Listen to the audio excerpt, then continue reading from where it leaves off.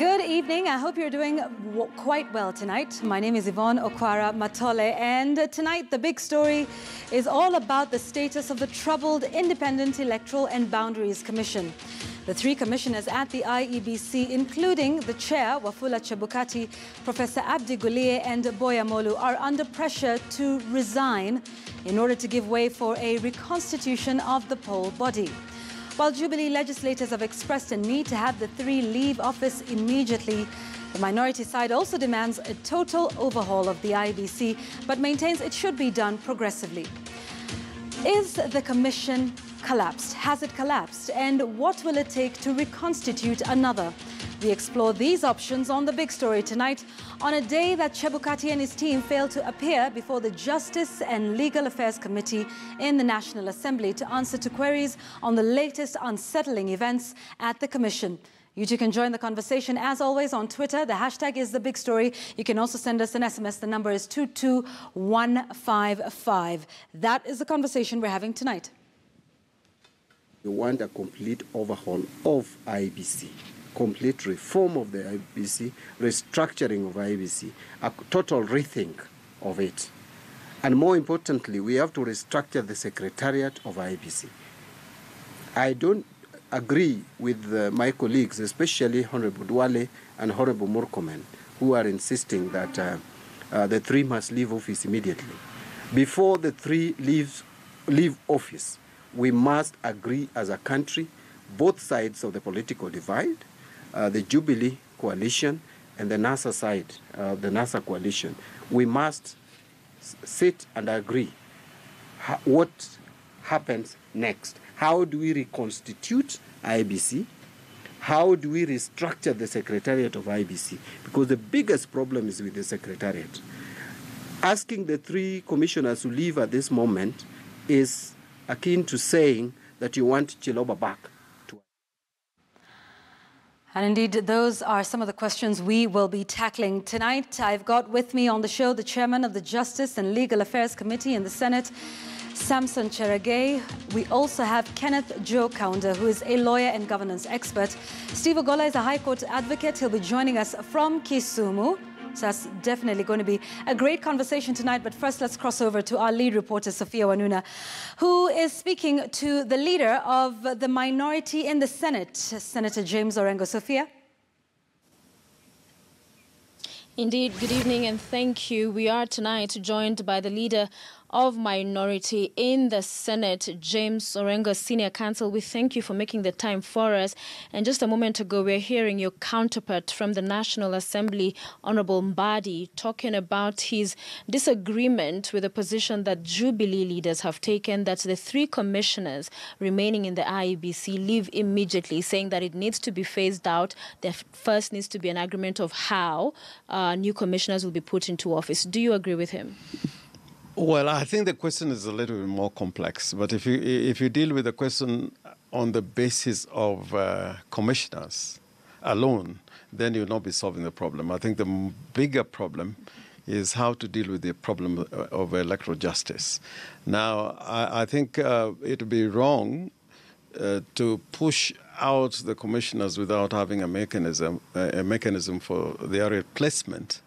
But having said that, I would be I'd be very uncomfortable with those three commissioners sitting there, knowing what they did to us on the 8th.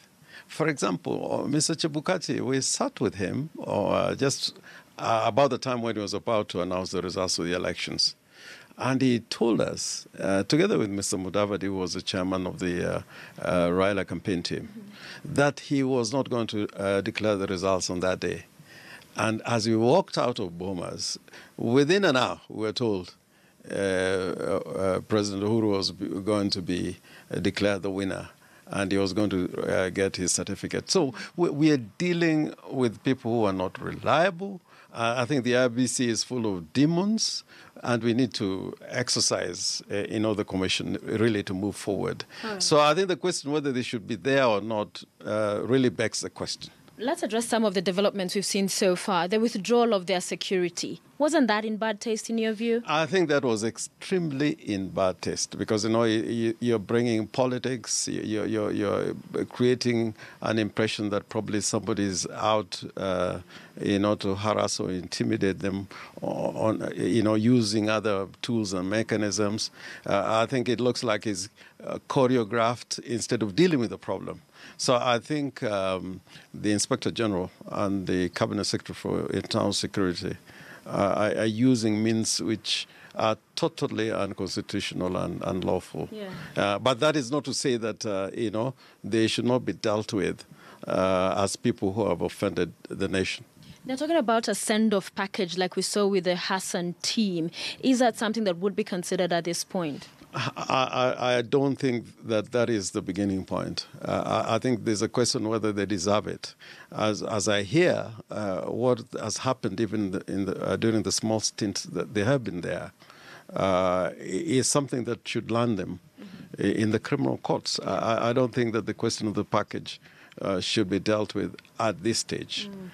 But I think more importantly, I think if you talk about the question of electoral justice, which involves the Electoral Commission, involves the courts, involves the Internal Security Department, because they've got a lot to do with the elections, then we will be able to deal with the problem holistically. Okay. Yeah, but dealing with it in the sense that, we want to send them off, which is the fastest way to get them out of the building, give them a package, I don't think that will be the best way to deal with it. Following the resignations, you sent out a statement and talked about this particular development, the implosion within IEBC, undermining the legitimacy of the Jubilee administration.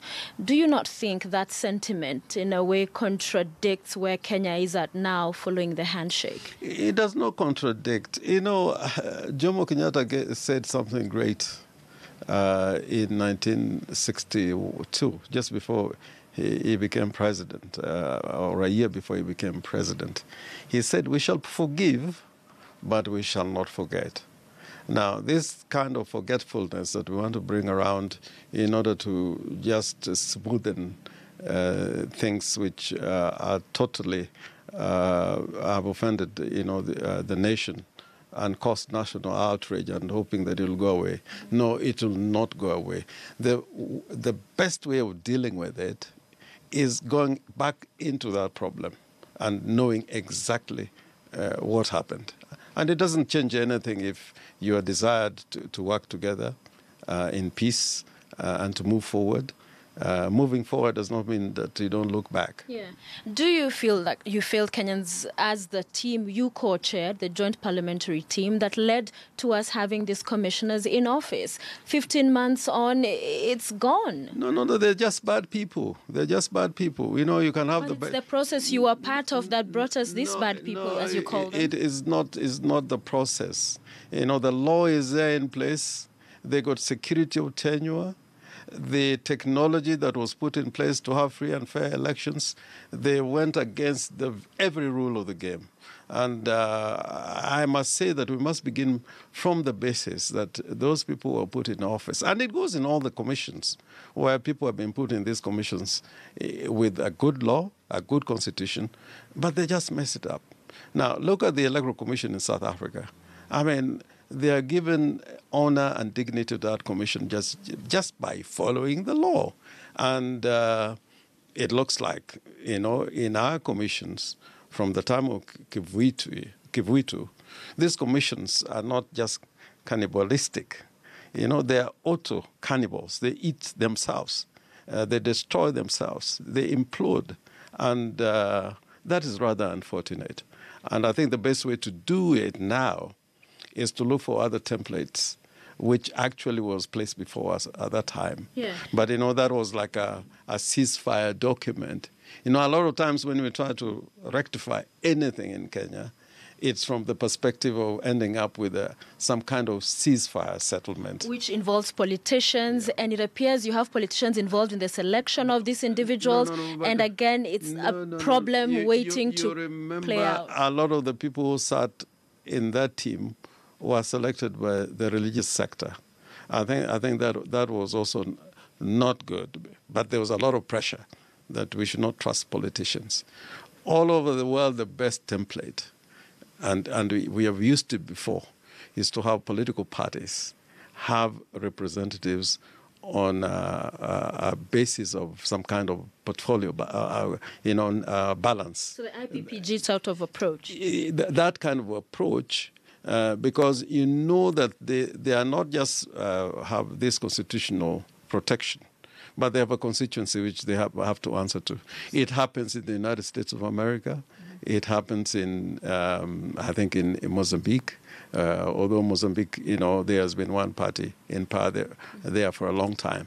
But because we have tried everything in the book, I think the best thing is to have the direct stakeholders, or the political parties, have representatives there. Wouldn't they be beholden to these representatives so that, in a sense, you have overtly commissioners representing views of whoever got them into that office in the first place? Does that solve the problem? Because now it's covert kind of, It didn't happen with the RPPG commissioners. Okay. We had strong people like Abuya there with a political background. Georgia Nyona had a brother there who was a very strong man. He could have been completely accountable to his brother because it was a one-man, one-party kind of outfit. But I think once the rules of the game are well understood, that probably would be the best way to move forward. So what will it take to reconstitute the IEBC if we do get to that place? Because Oduale talked about there not being any law in place now to guide that process. Now, the law is not there. What the law contemplates is that if there's a replacement, that process should begin. If you want a replacement only occurs when the tenure of any particular commissioner is coming to an end. Mm-hmm. And they are on a one-term stint of 6 years. Now, that law has to be in place. The approach should not be like, Parliament then seizes all the matter. I think that the major stakeholders, beginning particularly with the political parties, as players, should now sit, and probably the handshake now will play a big role, that we have got it wrong, and we better now negotiate a compromise document. We must negotiate something that is good and will make us create an electoral commission that is going to look like the Electoral Commission in South Africa. In South Africa, you never hear Malema complaining about the Electoral Commission, nor the DA. They don't complain because they do their job right, and the political contest in South Africa is hard, is also very noisy.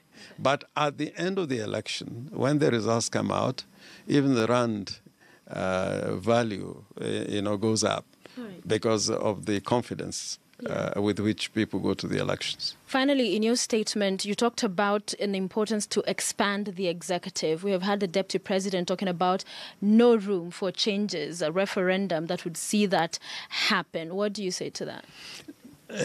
First of all, constitutions, including the American Constitution, India had a great constitution. There's a time when you must have a review. The Deputy President himself said he had everything, there's everything wrong about the 20% of the Constitution. So a review normally follows the event once you have a constitution.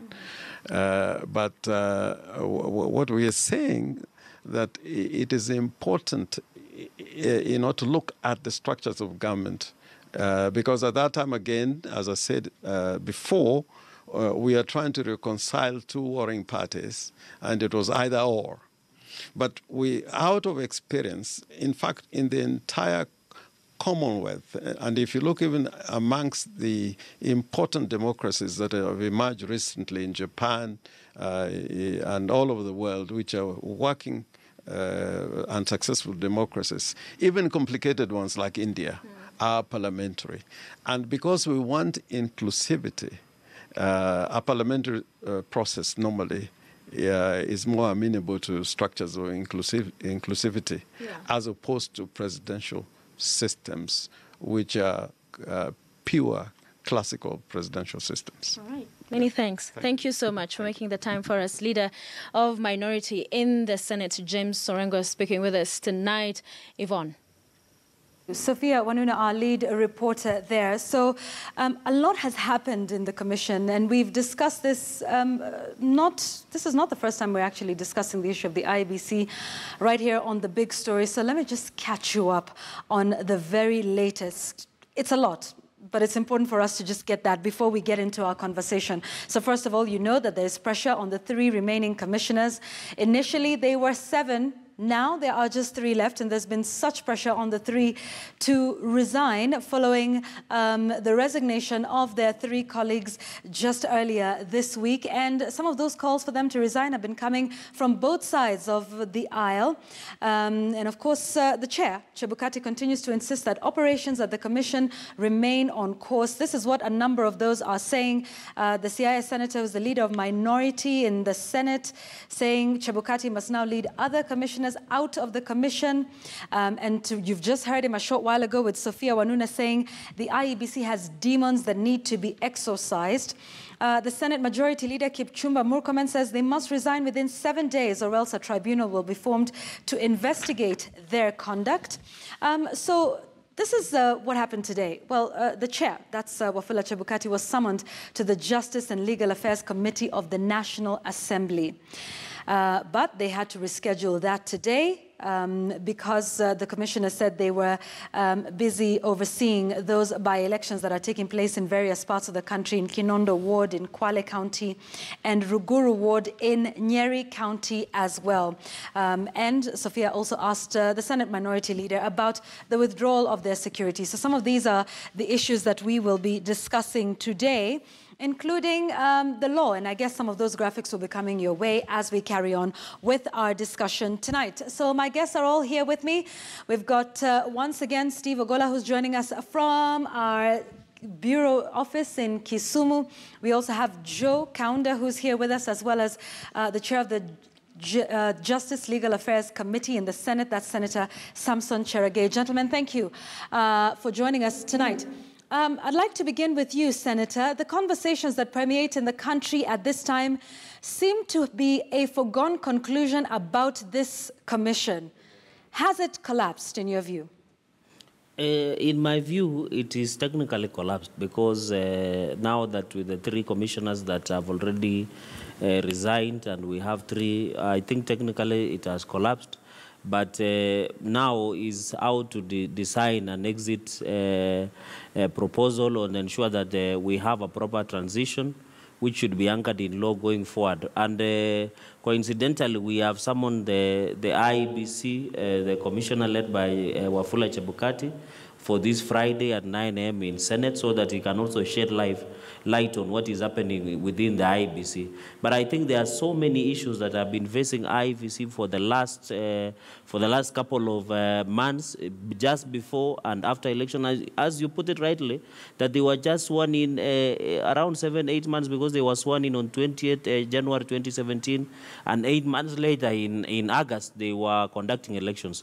So I think it has collapsed, and now we should be discussing on how to ensure we have a proper transition process that will ensure that we don't compromise the operations of IEBC, because they are very important. Makio, Yvonne, next year we are going for boundary reviews across the country for ward, constituency, and county level. So those are some of the issues that we'll factoring in as we even design a way out for the IEBC. And we will talk about some of those templates also that Senator James Orengo was saying are open to that when it comes to reconstituting or replacing the commissioners that have resigned so far. That's 4 in total.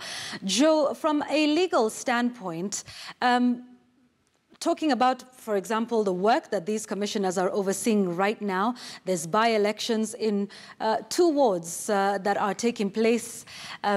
Is anything that the commission does legally binding at this point? Thank you, Yvonne.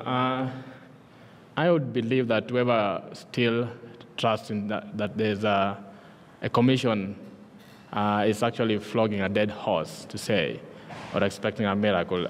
Legally speaking, IEBC is collapsed, and therefore, any undertakings under IEBC, legally speaking, as of now, shouldn't happen. Having said that, the by-elections were organized when the commission still had the quorum. legally.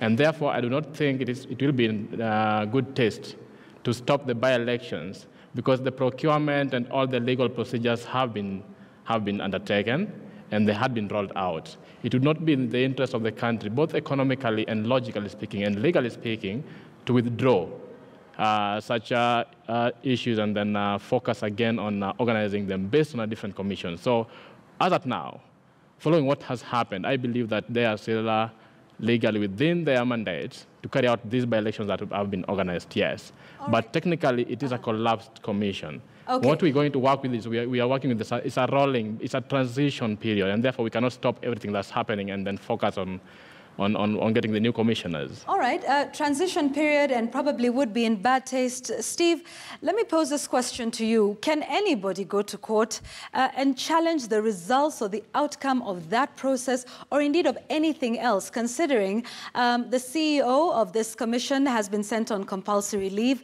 a total of 4 commissioners not in office? I mean, I'm just imagining what the legal scenarios would be. Kaunda says we should go on with it because it was organized at the time when the commission was fully constituted.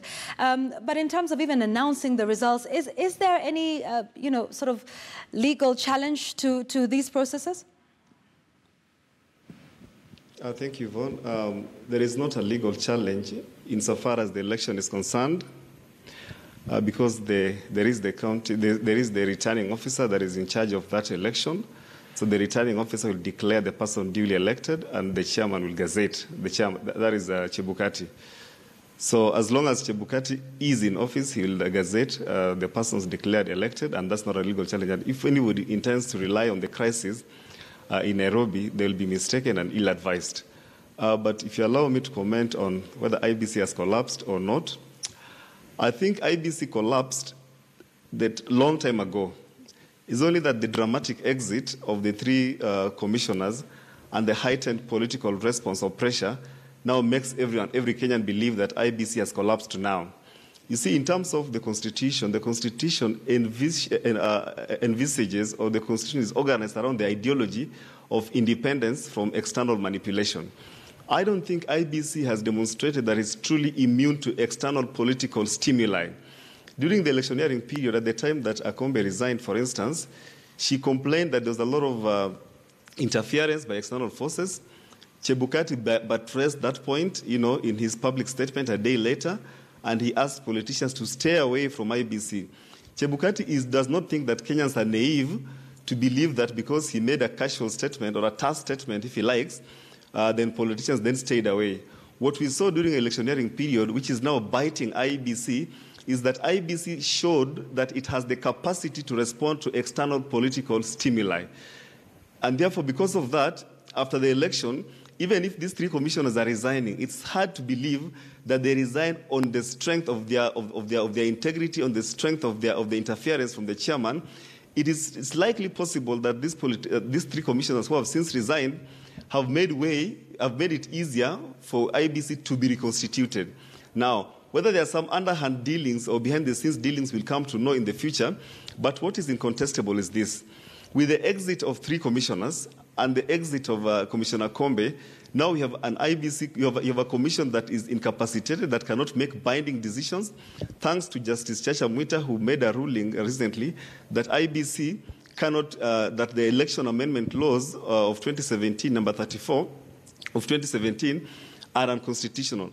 Had Justice Chacha not made such a finding, it would have been easier for these 3 commissioners to continue working, because MPs changed the election laws to bind IBC, even if there are only 3 commissioners. Okay, so luckily, what you're saying is... the court saved the day. Okay, I'd just like to interrupt for a moment because I would like us to move this forward a little bit. I mean, this is an interesting time, Senator, that all of this upheaval is happening within the commission. The chair of the commission just instituted an internal audit into some of those tender issues that he had raised with the CEO of the Secretariat. So what happens to that process now? Stephen Moreri on Twitter is asking the same question. He says, we are fond of disrupting an audit event. Why did they resign when an audit was due? So now it seems we're like discussing folding up the commission. But what happens to the audits that are ongoing, to all of the evidence that may be there, and all of these questions surrounding the integrity and the conduct of, say, the CEO and of the commissioners as well. Will it not disrupt that process? I know what we are looking rightly is one of the panelists has indicated that we are at a transition period. And what we are trying to do at the moment is to ensure we safeguard proper procedures. And I want to indicate that late last month, I think in March, the IEBC Commission led by Chairman Wafula Chebukati and CEO Ezra Chiloba appeared before my committee when they had come with a draft report of KPMG on audit of the entire process as provided by the law. But all I want to say, even if Chebukati, as some of my learned colleagues have indicated there, that legally speaking, the commission has collapsed. So, in fact, that is why we are calling, we want to meet them this Friday so that we can try and come up with solutions that will ensure there is a proper, credible transition period that we can provide the integrity. I want to agree with you that IEBC and be developed. You remember even the board of procurement found them guilty over the award of Al-Kurai printing, the issue of Kenya integrated and elections management system of KIMS, the issue of lack of leadership and internal boardroom wars.